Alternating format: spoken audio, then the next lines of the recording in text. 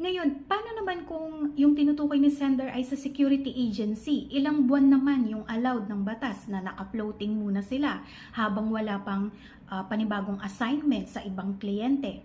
Allowed po na naka-floating status muna ang isang gwardiya for 6 months habang wala pang panibagong assignment sa ibang kliyente ni security agency. Pagkatapos na siya ay matanggal dun sa isa pang principal o kliyente ng security agency. Okay? So, after 6 months at hindi kayo na-deploy ng security agency sa iba nilang kliyente dahil wala na silang existing pa na pagbibigyan ng assignment, okay, or paglalagyan sa inyo, panibagong deployment, ang gagawin na po ay kailangan na kayong bayaran ng separation pay after 6 months na hindi kayo nabigyan ng panibagong assignment. Sa security guards po ito ha, ngayon. Paano kung hindi kayo na-deploy after 6 months na kayo ay na-floating status dahil sa natapos na yung kontrata ng agency, ng security agency ninyo sa pinanggalingan yung kliyente nila after 6 months? Hindi rin kayo binayaran ng separation pay. Ano ang gagawin nyo? Magpa-file ba kayo ng money claim sa DOLE para mag-claim ng separation pay?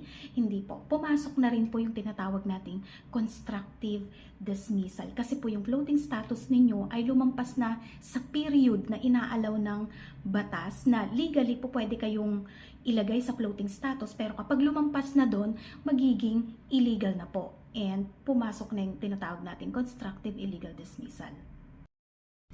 Ngayon, in both cases, sa contractor or subcontractor na agency and sa security agency, kapag nag-file kayo ng constructive illegal dismissal and ikaw na guard or agency employee ay panalo sa kaso, ang i-award sa'yo ng korte ay reinstatement and full back wages. Hindi po separation pay ha. Reinstatement, ibabalik ka sa dati mong pwesto na hindi nawawala yung iyong seniority rights and other benefits. Yung reinstatement yon. And full back wages, yung sahod mo mula nang ikaw ay tinanggal sa trabaho hanggang sa maging final yung decision. Full back wages. Ngayon, pwede bang isa lang, reinstatement lang at hindi na yung full back wages? Hindi po. Magkasama po yun. Now, kailan papasok yung separation pay?